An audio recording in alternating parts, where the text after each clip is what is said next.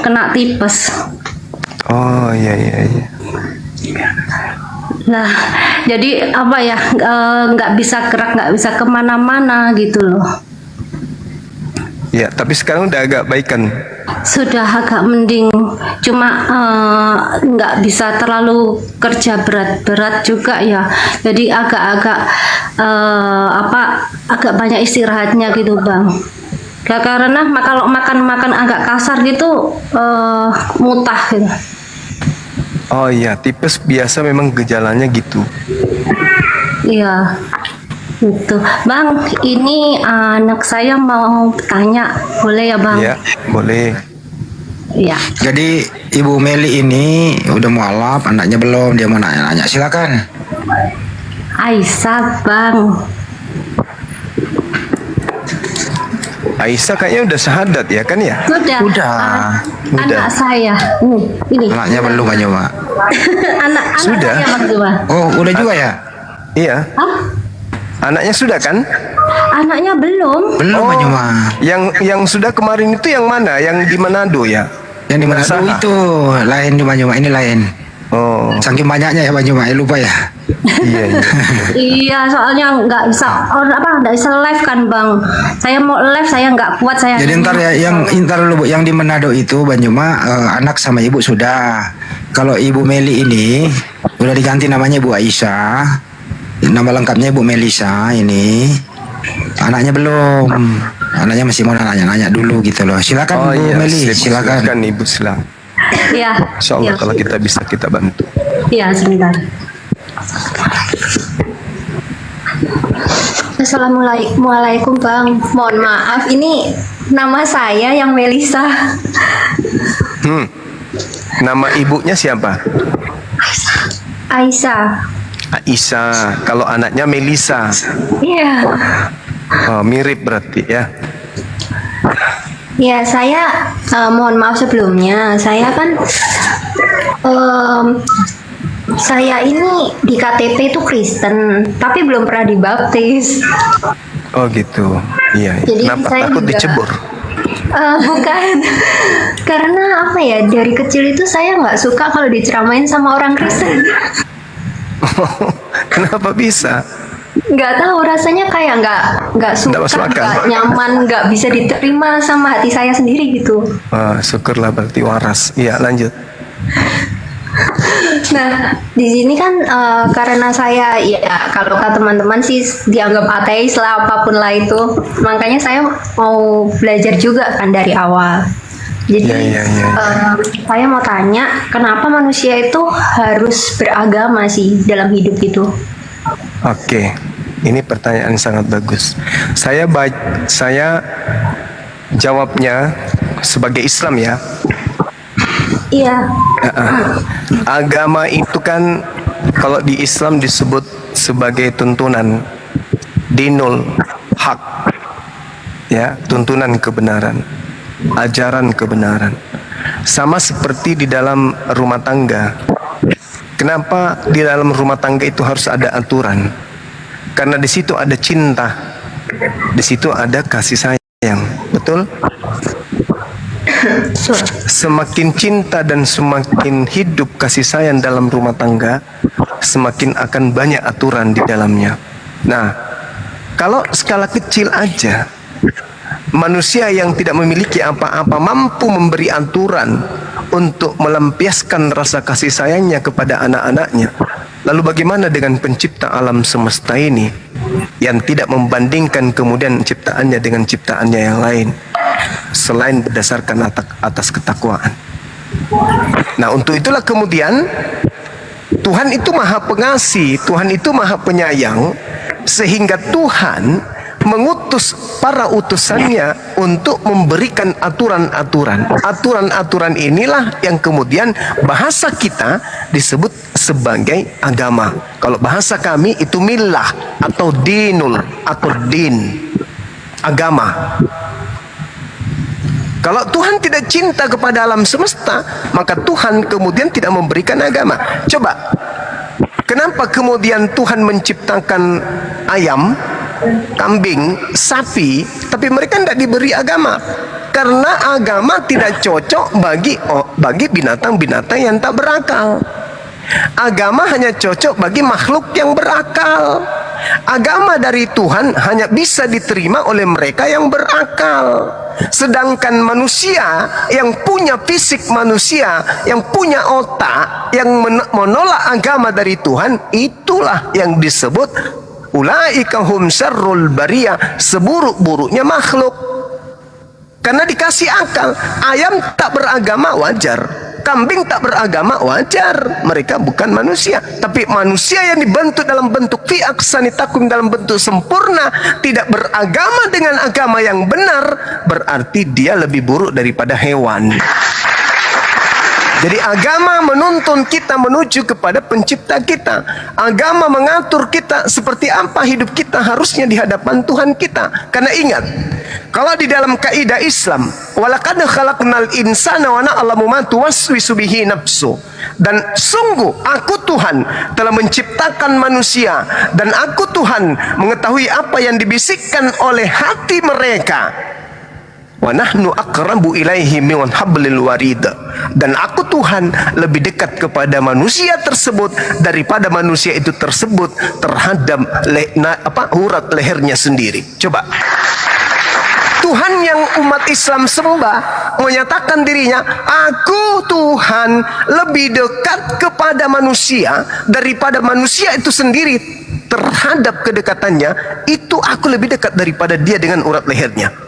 Kayak mana dekatnya Tuhan itu kepada kita. Setelah ditelaah dengan akal, rupa-rupanya itu betul berdasarkan sains. Cobalah kita buktikan. Saya tanya dulu kepada Adinda, siapa namanya tadi? Abdurrahman? Siapa? Melisa. Melisa. Sorry.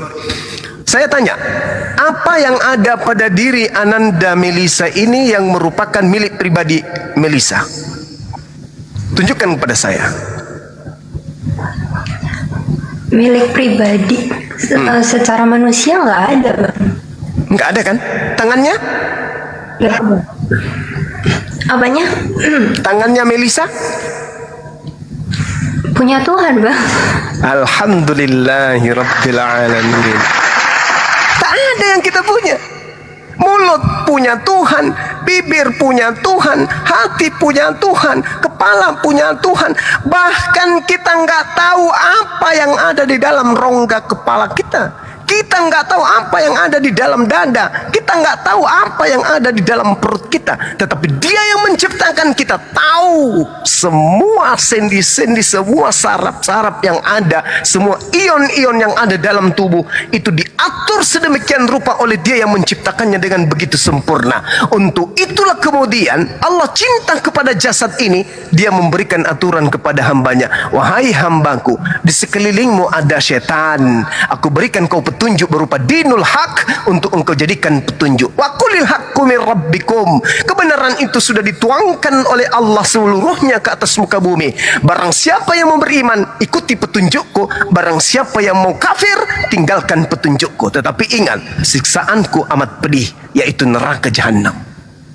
Nah, kalau Ananda sudah menyadari bahwa ternyata setiap saya makan masuk nutrisi yang sama, makan singkong, makan apapun yang masuk nutrisinya sama, berarti suplai makanan ke dalam tubuh saya itu seimbang, semuanya menyeluruh. Tapi kok yang tumbuh cuman kuku? Kenapa gigi nggak ikut tumbuh? Kok cuman rambut yang bertumbuh? Kenapa bulu hidung tidak memanjang kayak rambut ya? Atau bulu ketek memanjang kayak rambut ya? Kok dia dibatasin? Yang membatasinya siapa rupanya? Oh, yang membatasinya itu adalah ternyata pemerintah. Pemerintah mengeluarkan keputusan, barang siapa yang kedapatan bulu keteknya lebih sejengkal akan dipenggal kepalanya. Ternyata kagak, itu secara alami, itu secara natural. Lalu siapa yang membagi nutrisi yang masuk ke dalam tubuh kita ini? Ini yang ke jantung, ini yang ke kuku, ini yang ke kaki, ini yang ke limpa, ini yang ke rambut, ini yang ke gigi. Sampai ada yang tidak bertumbuh, ada yang bertumbuh. Dialah Allah Subhanahu wa ta'ala. Coba sekiranya tak ada Allah yang menjaga kita, Begitu kita makan apapun yang masuk ke dalam tubuh, maka rambut memanjang, tak ada yang menjaga, gigi juga memanjang. Na'udzubillah summa na'udzubillah. Melisa yang begitu cantik hari ini, begitu giginya memanjang, tak ada laki-laki yang akan melirikmu, Ananda. Semuanya akan berlari. Belum lagi bulu hidungmu memanjang, alismu memanjang, bulu matamu memanjang, kuku.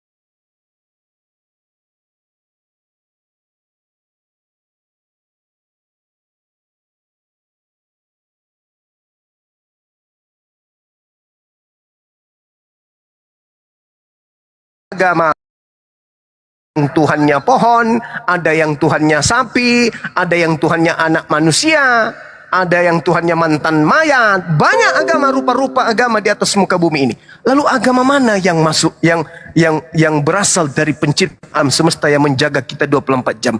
Agama yang betul adalah agama yang buku panduannya selaras antara apa yang tertulis di dalamnya dengan akal kita sebagai manusia. Kenapa bisa? Ya, karena pencipta alam semesta ini maha tahu, maka dia yang menciptakan akal manusia, maka dia juga yang menciptakan buku sebagai panduan. Tidak akan mungkin bertentangan antara akal yang diciptakannya dengan buku panduan yang diciptakannya juga. Tidak mungkin. Tidaklah mungkin pabrik yang ahli menciptakan kendaraan motor, membuat kemudian buku panduan motor, itu ternyata buku panduan untuk operasional kulkas. Tidak mungkin. Pasti pabrik yang benar mengeluarkan kendaraan bermotor dengan panduan buku yang sesuai dengan penggunaan cara operasional motor. Itulah yang disebut kitab suci. Kenapa disebut suci? Karena akal dan apa yang terurai di dalamnya selaras, seirama, seia sekata. Makanya kita harus wajib beragama, wajib tertuntun agar kehidupan kita teratur untuk mencapai kebahagiaan yang hakiki di kehidupan yang kekal kelak. Demikian.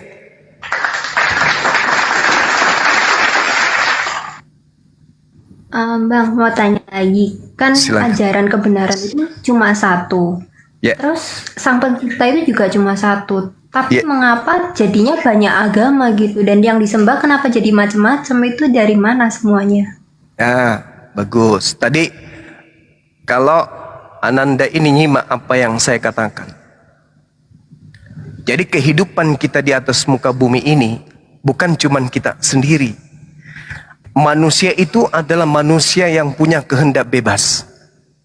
Contoh, ada nggak kira-kira yang melarang diri Ananda kalau misalnya Anda tiba-tiba mau masuk kamar mandi? Ada nggak yang melarang? Enggak ah, kau jangan masuk kamar mandi. Enggak ada sih. Enggak ada. Kalau mau aja kan? Ada nggak yang mau melarang kalau misalnya malam ini juga Anda ingin bunuh diri? Mohon maaf nih. Ada nggak yang melarang? Iya, enggak ada. Enggak ada. Jadi manusia itu memiliki kehendak free will, bebas. Dia bisa jahat, dia bisa baik. Itu dia.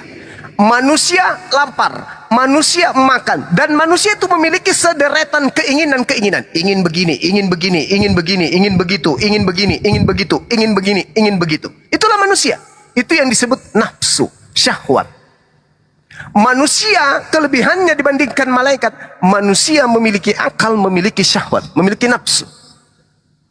Nah, nafsu inilah yang berpotensi membuat manusia itu mau jadi Hindu, mau jadi Buddha, mau jadi ateis, mau jadi Kristen, mau jadi Islam. Itulah nafsu yang membawa manusia itu sampai ke sana.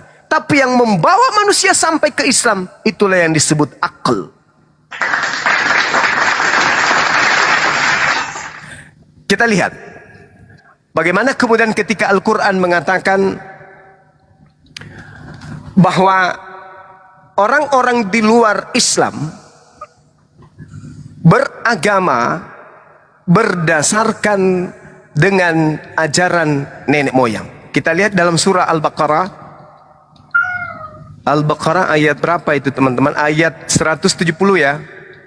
A'udzubillahi minasyaitonirrajim. Bismillahirrahmanirrahim. Wa idza qila lahum ittabi'u ma anzalallahu qalu bal nattabi'u ma alfaina alaihi aba'ana awalau kana aba'uhum la ya'qiluna syai'a wa la yahtadun. Dan apabila dikatakan kepada mereka, ikutilah apa yang telah diturunkan oleh Allah, yaitu Islam, mereka akan menjawab, tidak, kami mengikuti apa yang kami dapati pada nenek moyang kami melakukannya. Padahal kata Allah, awalau kana aba'uhum la ya'khiluna syai'a wa la yahtadun. Nenek moyang mereka itu tidak mengetahui apapun dan tidak mendapat petunjuk. Contoh, coba besok keluar dari room ini, tanya Kristen, wahai saudara Kristenku, siapa yang Anda ikuti Anda menyembah Yesus? Pasti jawabannya nenekku, bapakku. Bapakku dari nenekku, nenekku dari kakekku, kakekku dari buyutku, buyutku dari moyangku. Tidak akan pernah sampai itu adalah perintah Tuhanku. Nggak ada. Begitu juga keyakinan-keyakinan yang lain. Tapi kalau kita berbicara mengenai Islam, siapa kemudian yang mengajarkan ente menyembah kepada Allah? Jawabannya Allah itu sendiri. Mana dalilnya? Innani anallah, la ilaha illa ana, maka sembahlah aku. Fa'buduni. Sesungguhnya aku ini adalah Allah, tidak ada Tuhan selain aku, maka sembahlah aku. Kami menyembah Allah, perintah Allah. Mereka menyembah Tuhan mereka karena perintah nenek moyang, bapak. Begitu anaknya besar, anakku, ya mami, besok kita ke gereja ya. Iya mam. Begitu seterusnya. Yang anak tadi bertumbuh. Dia punya anak lagi juga begitu. Dia juga akan mengajarkan kepada anaknya, besok kita ke gereja ya. Iya mam. Itu ajaran dari mana? Dari nenekmu. Itu semua berasal dari nenek moyang mereka. Berbeda dengan Islam.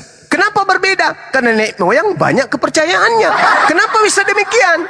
Karena mereka mendengarkan dari nenek moyang yang berbeda-beda. Ada yang penyembah pohon, ada yang penyembah batu, ada yang penyembah sapi, ada yang penyembah manusia. Berbeda-beda. Nah, lalu apakah Tuhan itu banyak? Tidak, Tuhan itu cuma satu. Tuhan kami yang kami sembah maha pengasih, maha penyayang. Kalau Tuhan itu banyak, bahaya. Bahaya kalau Tuhan banyak. Tuhan yang banyak. Tuhan si A mengatakan begini, besok saya mau turunkan hujan di daerah Manado.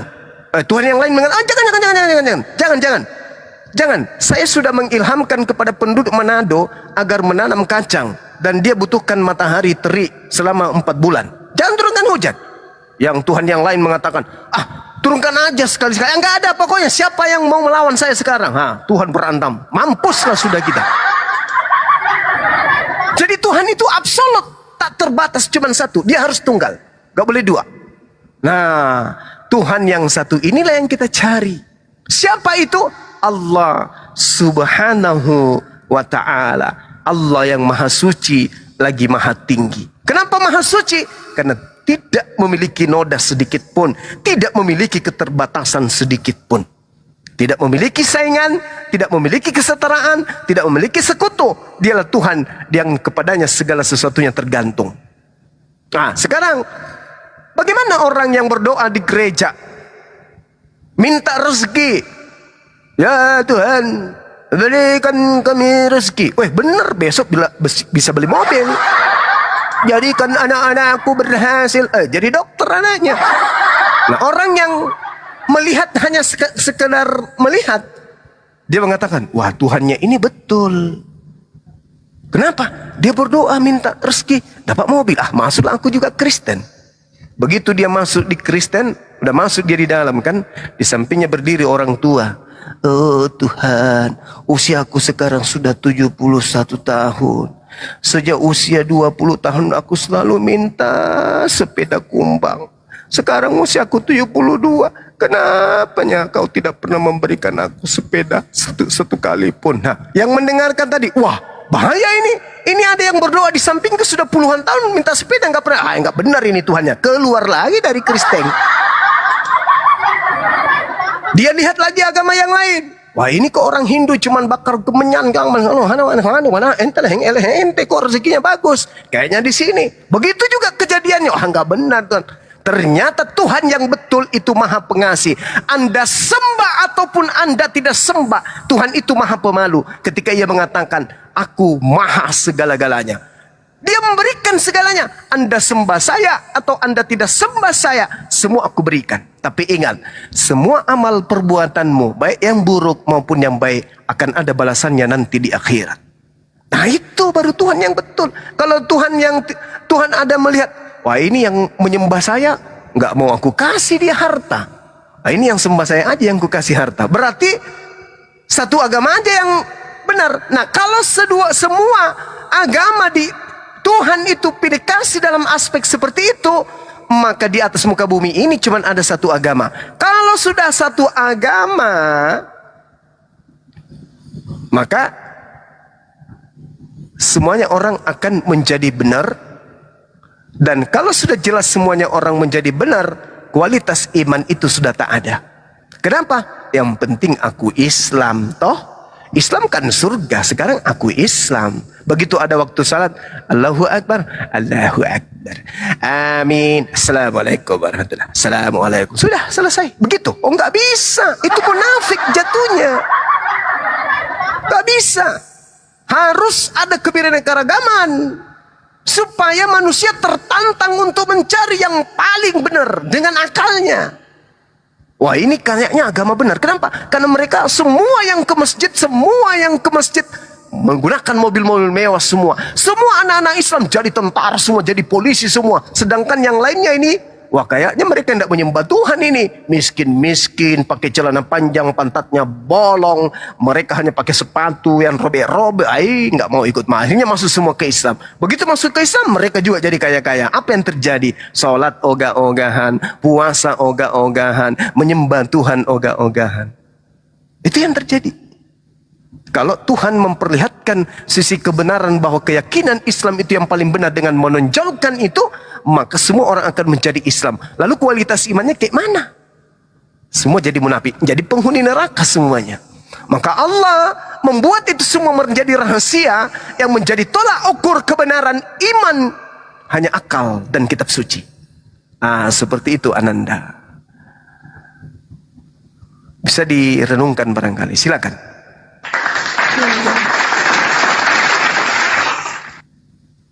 Tadi kan abang bilang tentang semua perbuatan itu kan ada yang didasarkan juga pada nafsu. Nah berarti kayak perbuatan manusia yang buruk gitu kan ya, kayak melakukan hal-hal buruk. Apakah itu juga didasarkan dari nafsu? Dan nafsu itu berasal dari mana? Kan Tuhan juga kayak menciptakan sesuatu pasti yang baik gitu loh. Iya, baik. Adinda, Ananda, nafsu itu baik, Ananda. Nafsu itu baik. Orang bekerja, bapaknya itu bangun pagi-pagi, nyisir rambut, cukur kumis, rapikan ini, bikin map, melamar kerja. Itu nafsu. Kalau manusia tak ada nafsu, tak ada yang mau jadi presiden, tak ada yang mau jadi pemimpin, tak ada yang mau jadi guru, tak ada. Kita hidup seperti apa? Seperti hewan. Loh, Bang Suma, kenapa? Bang Suma, hewan itu bernafsu juga loh, betul. Apakah mereka berakal? Tidak. Jadi kalau berakal saja tak bernafsu, itu namanya malaikat. Kalau bernafsu saja tanpa berakal, itu namanya iblis.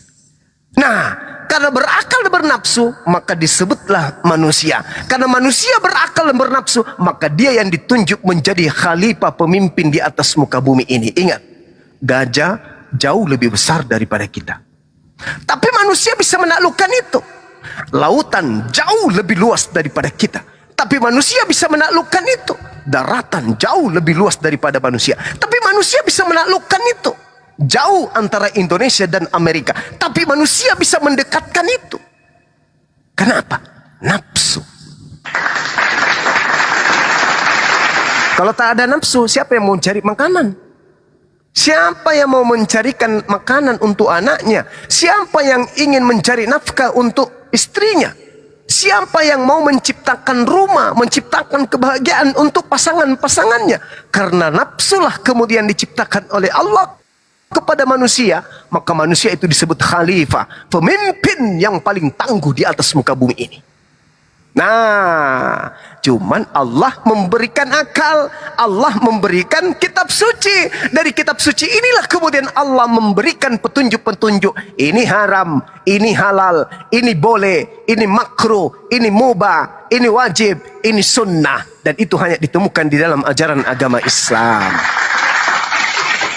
Coba Ananda besok bertemu dengan orang yang tak punya nafsu. Bicara pun tak susah. Mau kemana bro?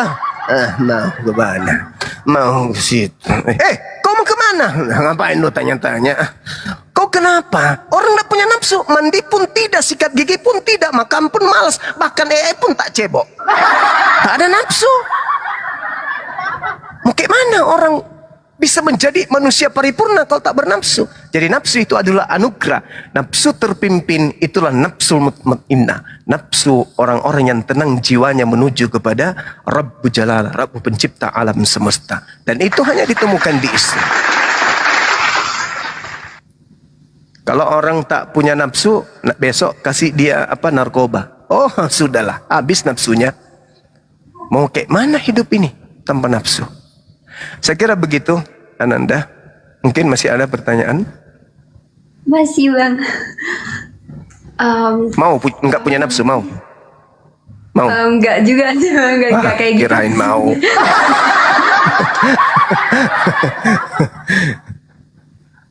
Terus Ya, bang, mau silakan. tanya juga Ada lagi? ini ada kan kayak di dalam sejarah dari dulu kan diajar tentang teori Big Bang ya dalam kalau Iya. tentang bumi ini. Nah, Iya. terus kan kalau pas pelajaran agama dibilangnya bumi itu ciptaan dari Tuhan. Nah, jadi ini ada kaitannya atau enggak ada kaitannya? Itu sangat berkaitan. Alhamdulillah Al-Quranul Karim menceritakan tentang teori Big Bang di dalam surah Al-Anbiya ayat 30. Itu teori. Makanya banyak orang barat, orientalis barat kemudian, loh kok bisa ya? Kok bisa ya? Orang yang hidup kemudian, orang yang hidup di zaman jahiliyah 1400 tahun silam, belum ada alat, belum ada listrik, belum ada mikroskop, kok bisa menjelaskan sedetail itu kemudian? Apa yang baru ditemukan oleh ilmuwan dengan sekolah yang tinggi, waktu yang ratusan tahun kemudian melakukan penelitian dengan teori fisika dan seterusnya, dengan alat-alat yang canggih, ditemukan keberadaan bumi tadinya ini adalah nyatu kemudian terpecah menjadi dua bagian. Ini yang disebut teori singularitas Big Bang. Kok bisa?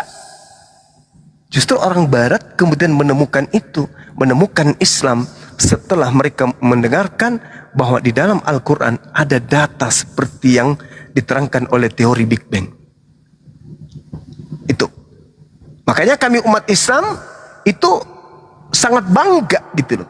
Tidaklah mungkin hal ini adalah karangan pribadi Nabi Muhammad.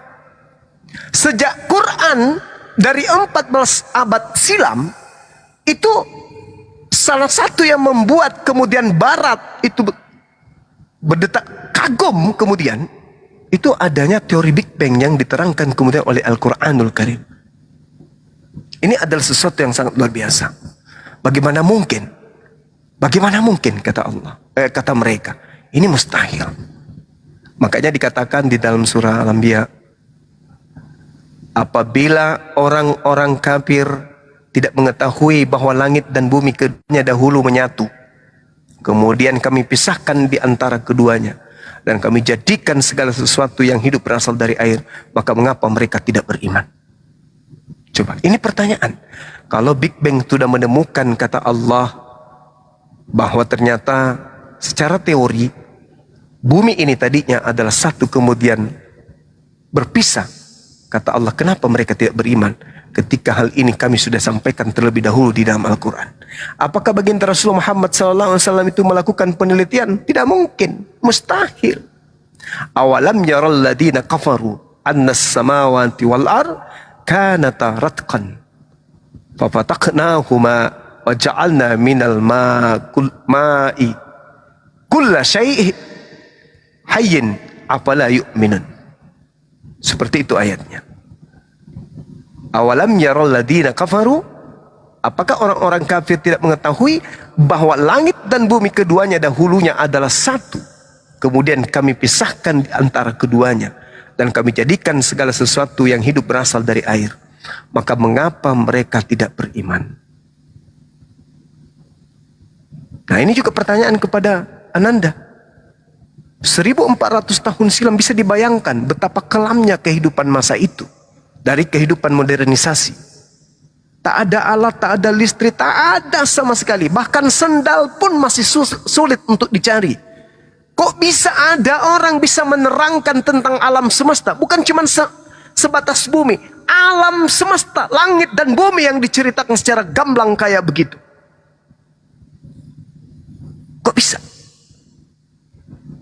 Ini mustahil dari manusia. Pasti dari penciptanya alam semesta yang menginformasikan itu. Kalau begitu, Al-Quran adalah firman Allah. Kalau begitu, Islam yang diridai oleh Allah. Kalau begitu, celakalah orang yang tidak melakukan syahadatain untuk menyelamatkan dirinya dari kekufuran.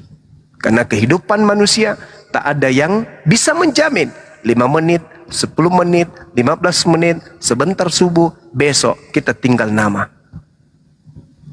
Kita serahkan semuanya kepada Allah. Sekira gitu.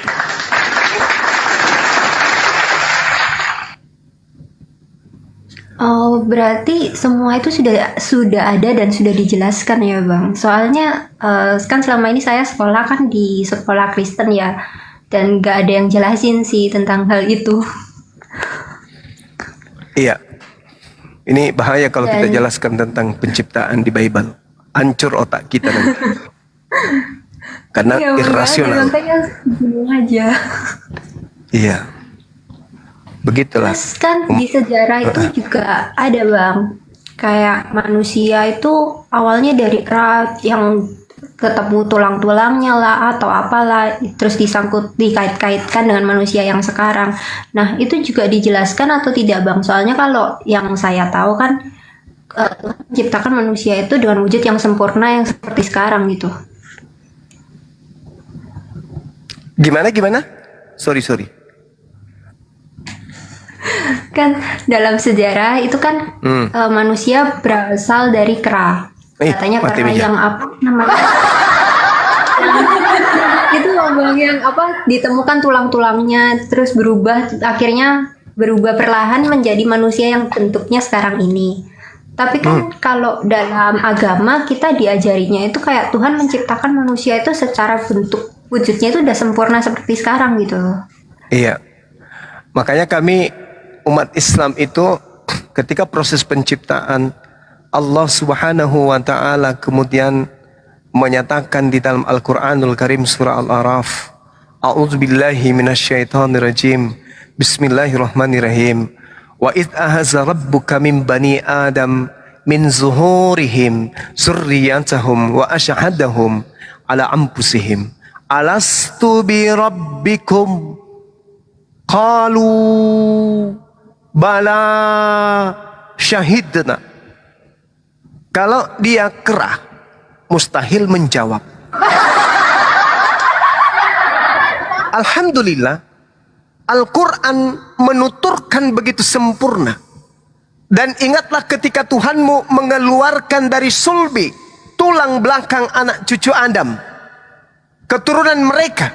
Dan Allah mengambil kesaksian terhadap ruh mereka seraya berfirman, Bukankah aku ini Rabbmu? Bukankah aku ini adalah Tuhanmu?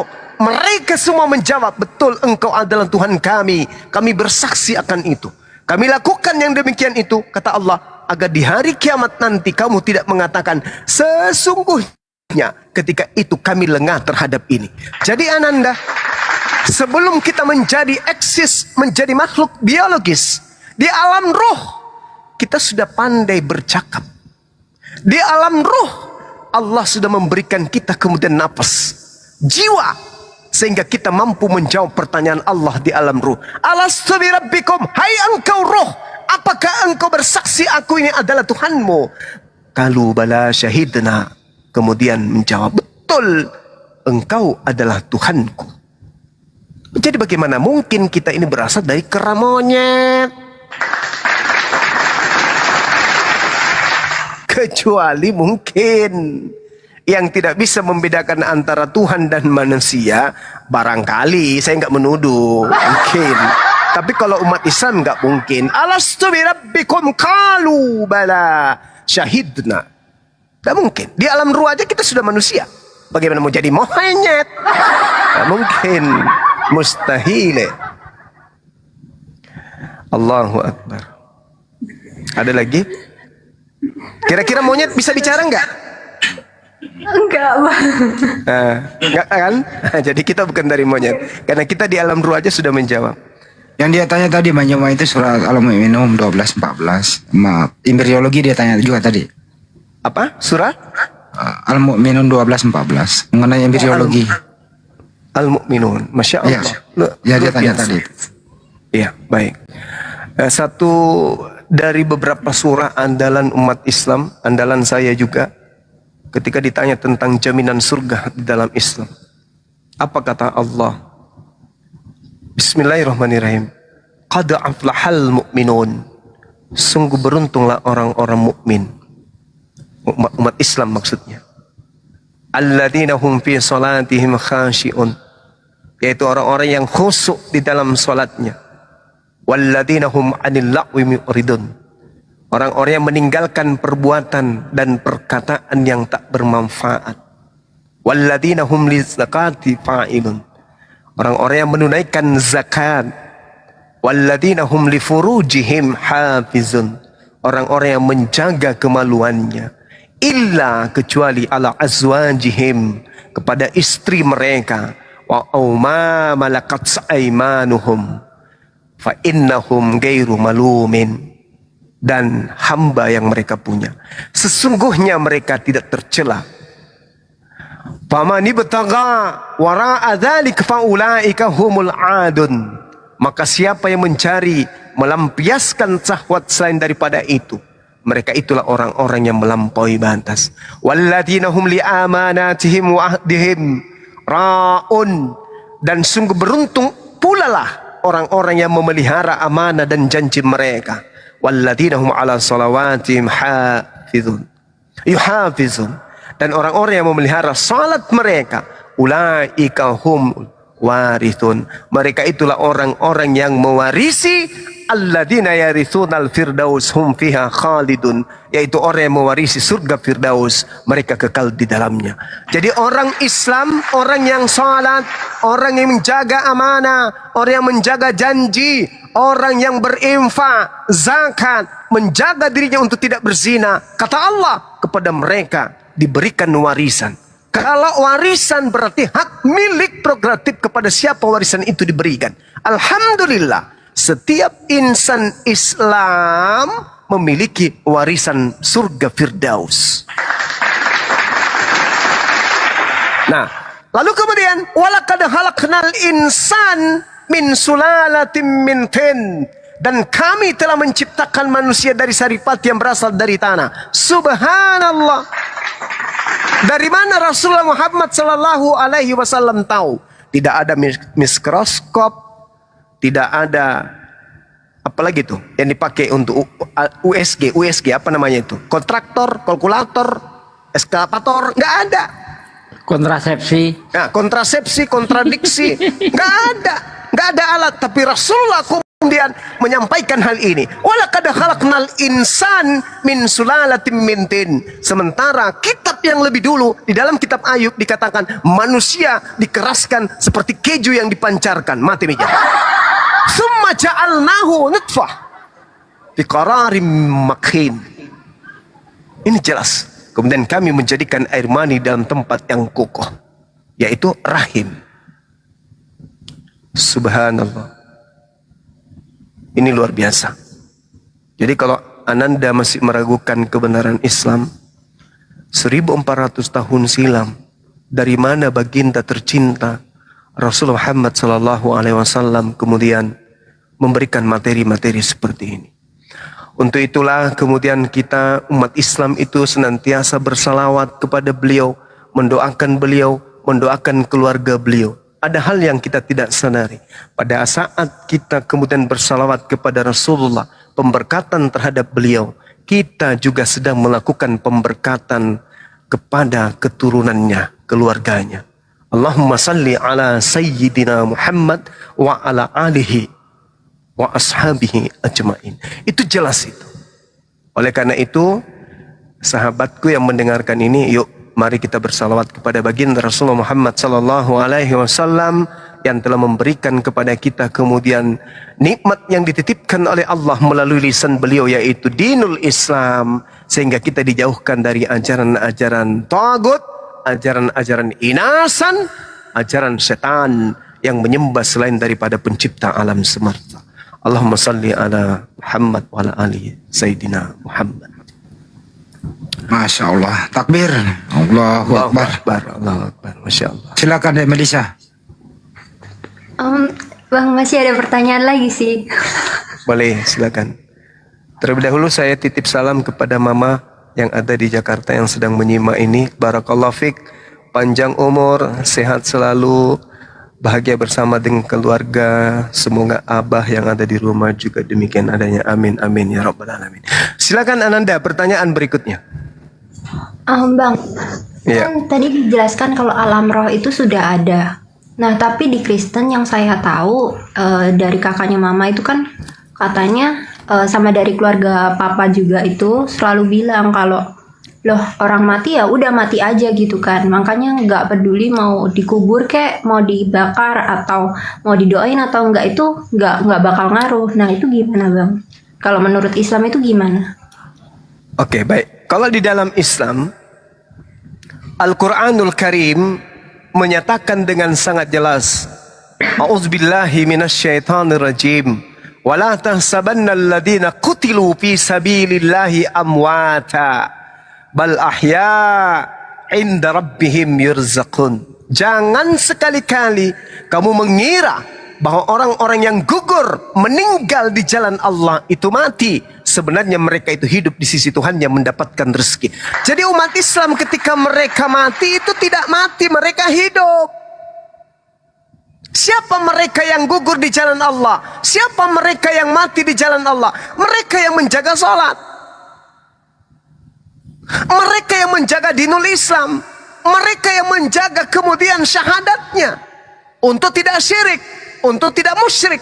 Mereka mati dalam keadaan berada di jalan Allah. Siapapun itu, bukan yang hanya di medan perang, tidak.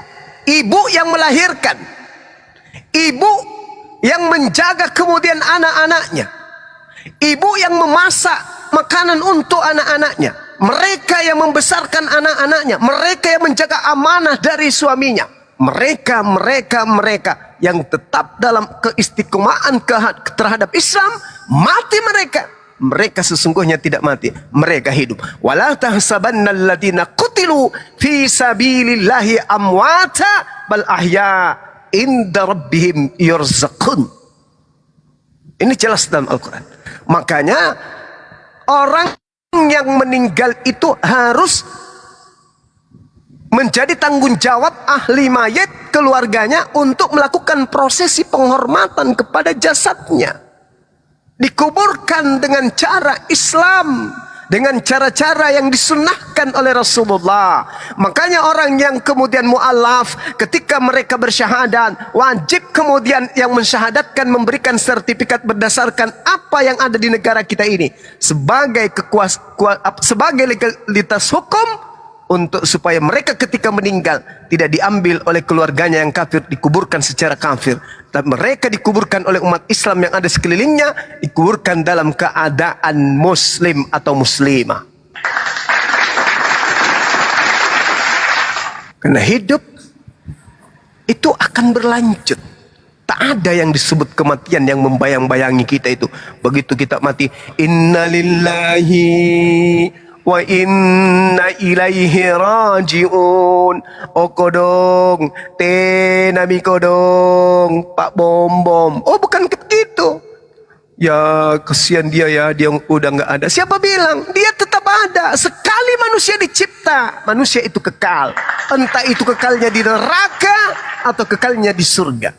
Kekal dia, nggak ada lagi kematian, nggak ada lagi perpindahan. Maksudnya mati dalam keadaan seperti yang kita lihat. Tak ada. Tak ada kematian itu. Justru kematian yang kita lihat selama ini, itulah awal kehidupan yang sesungguhnya. Itu. Maka kita harus memperbaiki kehidupan kita di bumi ini. Kenapa? Pada saat kaki selangkah menuju kematian, selangkah masuk ke dalam tanah, kita tidak menghadap lagi ke bumi. Kita menghadapnya ke akhirat. Urusan kita berhadapan dengan akhirat. Apa yang kita bawa? Harta. Kan, cincin bukan, kalung bukan, mobil bukan. Yang kita bawa adalah amal perbuatan kita ketika hidup di dunia. Ayo, coba orang yang meninggal, ditinggal hartanya kan, ditinggal istrinya kan, ditinggal semua yang dia punya kan, ditinggal. Masuk ke liang lahat. Apa di situ tak ada perkara? Ada perkara. Gak mungkin tak ada. Enak kali. Contoh nih ya. Misalnya Pak Bom Bom bertetangga dengan Pak Handi. Tiba-tiba Pak Bom Bom ini pingin memiliki mobil Bang Handi. Pak Bom Bom melihat Bang Handi lewat. Ketapak mobil. Dipalang pakai pohon kelapa. Ketepuk mobil. Tabrak pohon. Bang Handi dibawa lari ke rumah sakit. Pak Bom Bom bawa lari mobil. Dibawa sampai ke provinsi lain. Diganti catnya, diganti kapnya, diganti semua, dipretelin. Dosa enggak Bom Bom? Dosa. Tapi tak ada yang tahu kalau pelakunya adalah dia. Selesai perkara. Matilah Pak Bom Bom. Mati juga Bang Handi. Tak ada di dunia hukuman. Dia tidak ditahu bahwa dialah yang mencelakai Bang Handi. Dia yang mengambil kendaraan Bang Handi. Nggak ada yang tahu. Polisi tak tahu. Bang Handi pun bingung. Tak tahu. Biarkan saja. Tak ada. Apakah tak ada penghukuman? Oh, ada penghukuman. Begitu masuk kepada masyarakat, tiba masa Pak Bom Bom, dilihatlah oleh Bang Handi. Wah, ternyata ini pelakunya. Ini pelakunya ya Rom.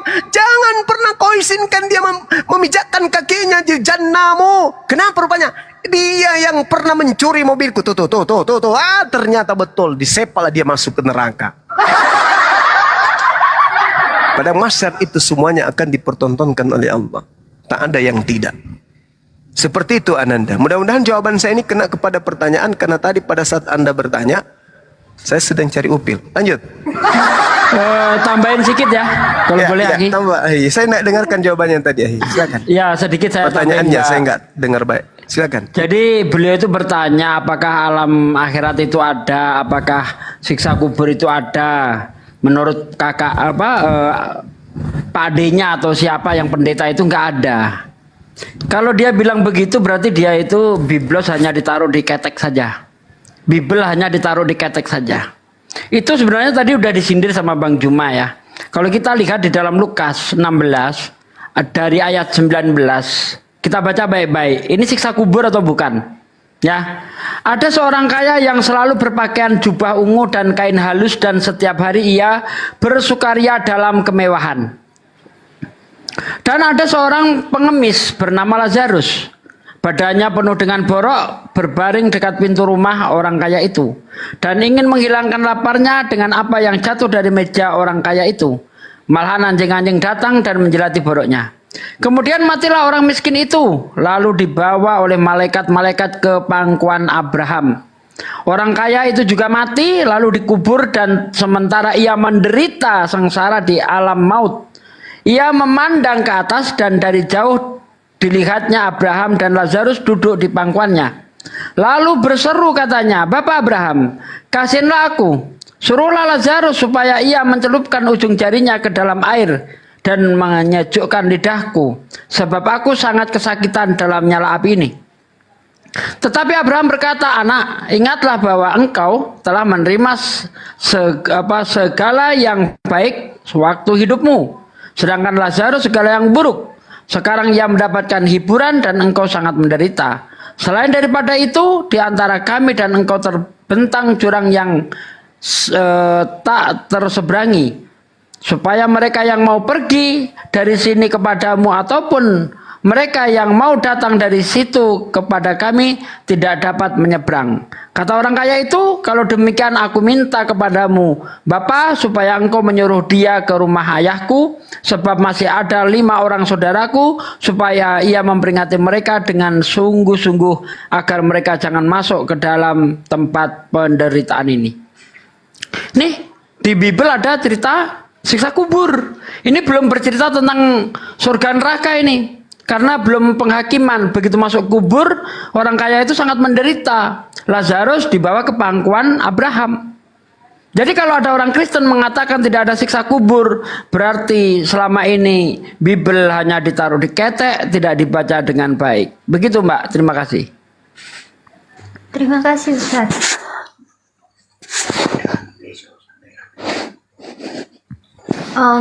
Saya juga mau tanya, Bang Zuma,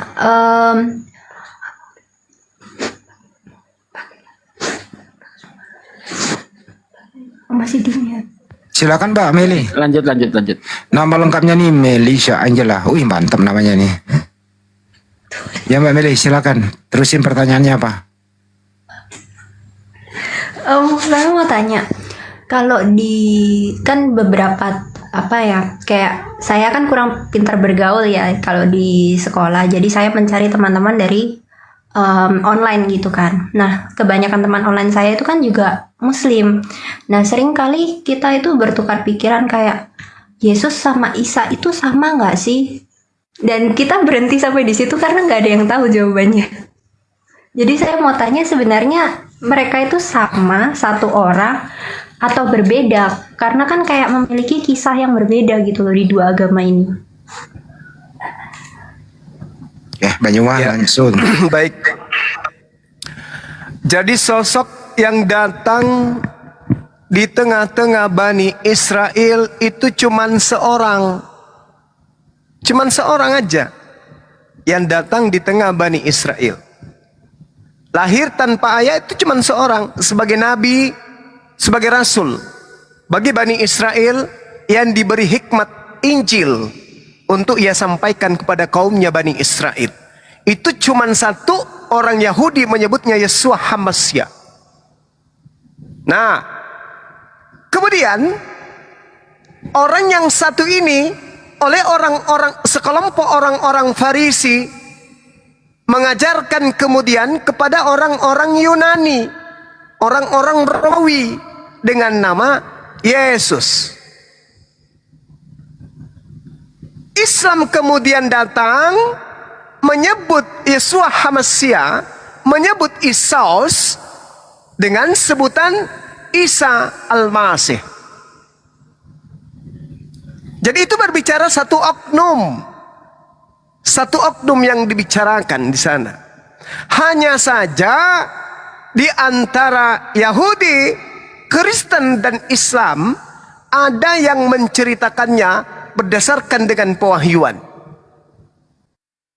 Kalau Yeshua HaMashiach ditolak oleh Bani Israel, penolakannya melahirkan agama Kristen. Islam kemudian datang mengurai kembali benang merah pengajaran Nabi Isa alaihissalam. Fattakullah wa ati'un. Hadza siratul mustaqim.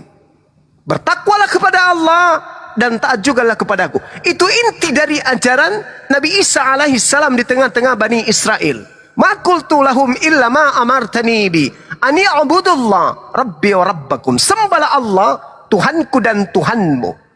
Tiba-tiba ajaran ini kemudian ketika sampai ke barat dirubah menjadi sembahlah aku. Sehingga yang tadinya Isa, Yeshua HaMashiach, Isa bin Miriam, itu berubah menjadi Yesus Kristus.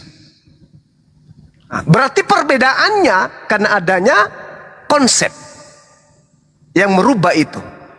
Kesamaannya sama-sama utusan Tuhan yang datang di tengah Bani Israel. Seperti itu adanya. Tapi kalau berbicara mengenai akidah, apakah Nabi Isa dan Yesus sama? Beda. Yesus bagi penganutnya Kristen itu adalah Tuhan mereka, sembahan mereka.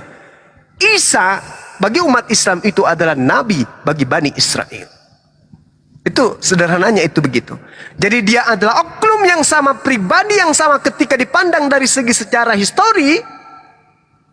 Tugas dan tanggung jawabnya dan umatnya itu adalah satu. Isa, Yesus. Tapi ketika dipandang dari segi apologetika, maka itu adalah berbeda. Satu Tuhannya orang Kristen, yang satu adalah nabinya umat Islam. Sampai di sini jelas, Ananda? Jelas banget. Alhamdulillah.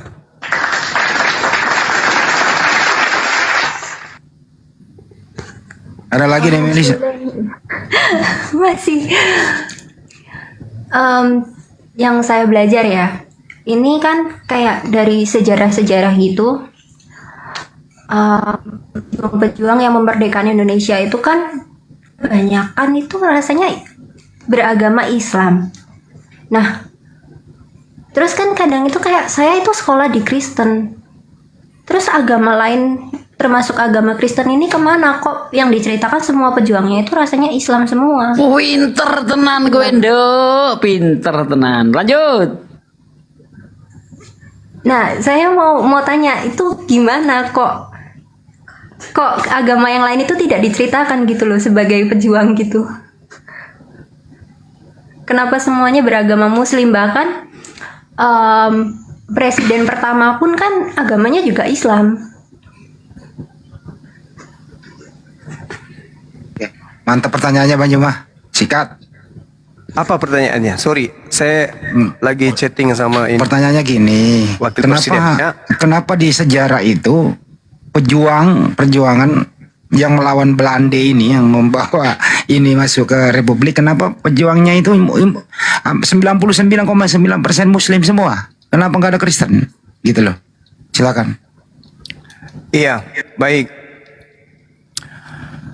Sebenarnya kalau kita melihat di dalam ajaran agama Islam itu ya, banyak ayat yang menyinggung hal seperti ini yang kaitannya dengan kemerdekaan. Karena memang umat Islam itu adalah agama jihad. Apa agama jihad itu? Agama perjuangan. Al-Quran surah Al-Baqarah ayat 216. Di situ Allah mengatakan diwajibkan bagi kamu berperang. Artinya ketika diperangi. Padahal berperang itu adalah sesuatu yang kamu benci. Tapi kata Allah, boleh jadi yang kamu benci itu padahal itu amat baik bagimu. Begitu juga sebaliknya. Jadi diperbolehkan. Makanya ketika ada penjajah kemudian umat Islam diserukan satu komando untuk mengusir penjajah. Karena memang umat Islam itu agama jihad. Perangilah di jalan Allah orang yang memerangi kamu. Tetapi jangan kamu melampaui batas dalam memerangi mereka. Karena sesungguhnya Allah tidak menyukai orang-orang yang melampaui batas. Makanya ketika perjuangan di Indonesia ini digalakkan dalam jihad fisabilillah, umat Islam bersatu kemudian menggaungkan Allahu Akbar, maka penjajah bisa dihapuskan di atas muka bumi pertiwi. Memang bukan 100% Islam yang berjuang. Ada juga dari Kristen, ada dari agama lain, ada. Tapi 100% penjajah itu non-muslim.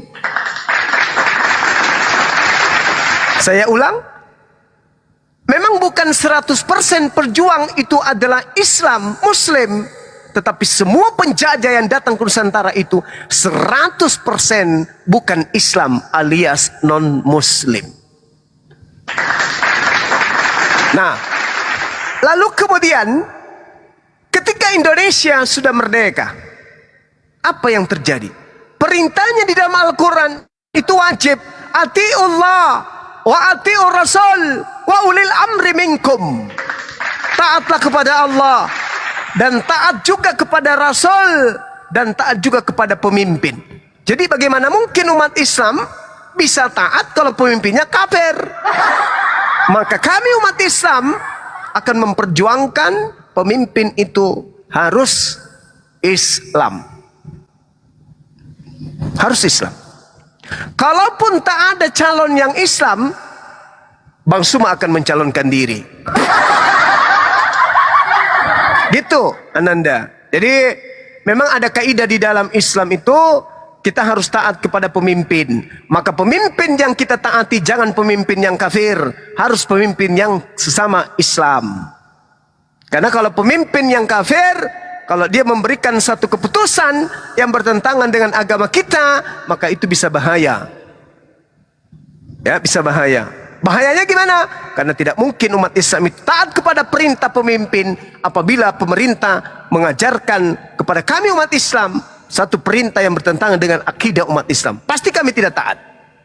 Nah, supaya itu tidak terjadi, supaya damai sejahtera ada di Nusantara kita yang kita cintai ini, maka sebisa mungkin pemimpin kita itu adalah yang Muslim, yang Islam. Karena kalau yang Islam pasti akan mengayomi, pasti akan mencintai, pasti akan memelihara semua masyarakat penduduk Indonesia. Mau Islam ke dia, mau Kristen ke dia, mau Hindu ke dia, mau Buddha ke dia, ateis sekalipun, kalau pemimpinnya umat Islam pasti rahmatan lil alamin. Percaya itu.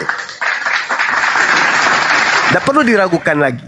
Tapi kalau agama lain, kita belum pernah mencoba kalau mereka menjadi pemimpin. Belum jadi pemimpin aja kita udah kayak begini dibuat. Saya kira begitu, Ananda. Mudah-mudahan ada manfaat dari pertanyaan antum kepada saya. Silakan. Tapi ini lontar deh Melisa.